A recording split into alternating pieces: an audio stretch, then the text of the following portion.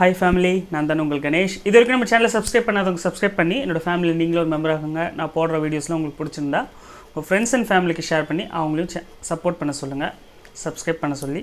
Okay, இன்றைக்கி என்ன முக்கியமான ஒரு விஷயம் என்ன தெரியுமா? அதாவது எம்டிசி பப்ளிக் டிரான்ஸ்போர்ட்டு இது பற்றி பேசணுன்னா, பப்ளிக் டிரான்ஸ்போர்ட் ரொம்ப என்ன சொல்கிறதுனா, நம்ம most of the peoples public transport தான் யூஸ் பண்ணிகிட்ருக்காங்க. இதில் என்னடா முக்கியமான விஷயம்னு பார்த்தா, இந்த தாழ்தள பேருந்து அப்படின்ட்டு ஒன்று விட்டுருந்தாங்க இப்போது, டீலக்ஸ் அப்படின்ட்டு. அதை பற்றி நிறைய இஷ்யூஸ், அதாவது முன்னாடியே அவங்க வந்து எம்டிசிலேருந்து ஒரு சர்வேலாம் எடுத்திருக்காங்க. என்ன அப்படின்னா வந்து எப்படி இருக்குது பஸ் அப்படின்ட்டு. அதுக்கே நிறையா கம்ப்ளைண்ட்ஸ் மக்கள்கிட்ட இருந்து. என்னென்னா வந்து காற்று வசதி இல்லை, ரொம்ப ஒரு மாதிரி அடைச்சிட்டு இருக்க மாதிரி இருக்குது. பஸ்ஸு வந்து என்னென்னா பாதி பஸ்ஸில் இருந்து தான் சீட்டே. அதுக்கப்புறம் ஃப்ரண்ட்டில் டிரைவருக்கு பின்னாடி பார்த்திங்கன்னா வெறும் 4-5 சீட் அந்த மாதிரி தான் இருக்குது, ரொம்ப கம்மி. அதுக்கப்புறம் பின்னாடி இது மொத்தமாக சீட்டு கவுண்டே பார்த்திங்கன்னா வெறும் 35 தான். இந்த பஸ்ஸு வந்து சூப்பராக இருக்குது. பட் இந்த பஸ்ஸெல்லாம் எந்த இடத்துல யூஸ் பண்ணணும் அப்படின்னா, டிராஃபிக்கே இல்லாமல் இப்படி ஏறினா அடுத்த 5 நிமிஷத்தில் நம்ம இறங்க வேண்டிய ஸ்டாப்ஸ் வந்துடணும்.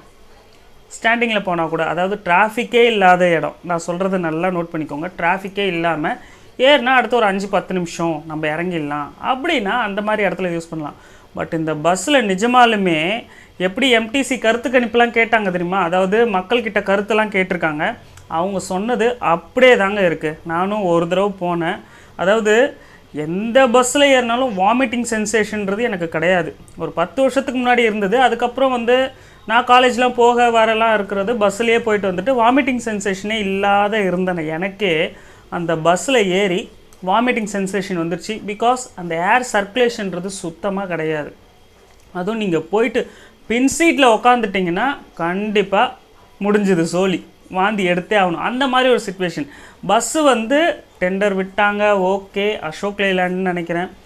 அவங்க கூட அந்த கட்டமைப்புன்னு சொல்லுவாங்க தெரியுமா, அதை பில்ட் பண்ணும்போது கொஞ்சமாவது யோசிப்பாங்களா, என்ன ஏது, மக்கள் எப்படி போவாங்க, அதெல்லாம் யோசிப்பாங்களா என்னன்னே தெரியல. இந்த பஸ்ஸில் நிஜமாலுமே நிறைகளை விட குறைகள் ரொம்பங்க.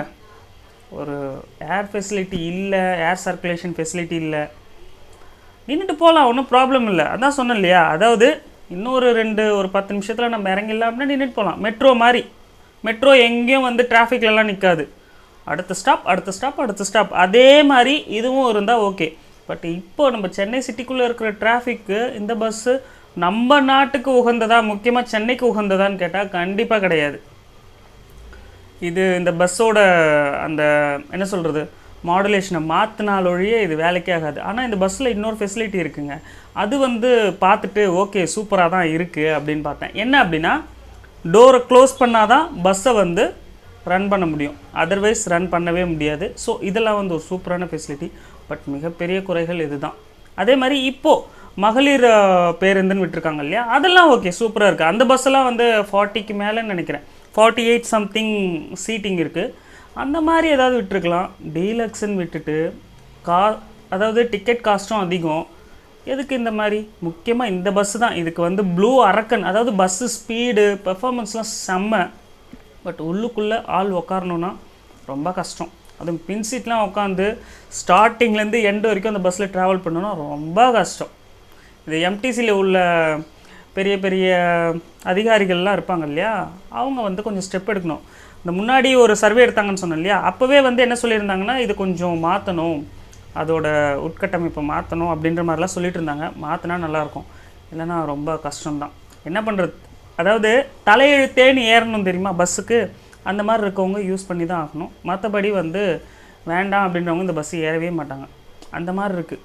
பயங்கரமான ஒரு, அதாவது ஒரு பஸ்ஸை வந்து ஏதோ ஒரு திட்டத்தை, ஏதோ ஒரு விஷயத்தை மக்களுக்கு இம்ப்ளிமெண்ட் பண்ணுன்னா அதை ஃபஸ்ட்டு அதிகாரிகள் யூஸ் பண்ணி பார்ப்பாங்களா என்னன்றது தான் முக்கியமாக தெரிய மாட்டேங்குது.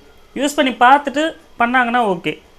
யூஸ் பண்ணியிருந்தாங்கன்னா கண்டிப்பாக இந்த பஸ்ஸை வந்து ரோட்டில் ஓடுறதுக்கு இம்ப்ளிமெண்ட் பண்ணியிருக்கவே மாட்டாங்க. இந்த மாதிரி ஒரு காற்று வசதியே இல்லாமல் இருக்குது. எம்டிசி அதிகாரிகள் என்ன தான் பண்ணுறாங்கன்னு தெரில. வெயிட் பண்ணி பார்ப்போம், ஏதாவது மாடரேட் பண்ணுறாங்களா, என்ன ஏது ஆல்ட்ரேஷன் ஏதாவது பண்ணுறாங்களான்ட்டு. இந்த வீடியோவில் பஸ்ஸை பற்றி சொன்னேன் இல்லையா, ப்ளூ அரக்கன், நீல அரக்கன் பற்றி சொன்ன விஷயங்கள் உங்களுக்கு புரிஞ்சிருக்கும்னு நினைக்கிறேன். புரிஞ்சிருந்தா சேனலை சப்ஸ்கிரைப் பண்ணி சப்போர்ட் பண்ணுங்கள். நெக்ஸ்ட் வீடியோவில் பார்க்கலாம். நன்றி.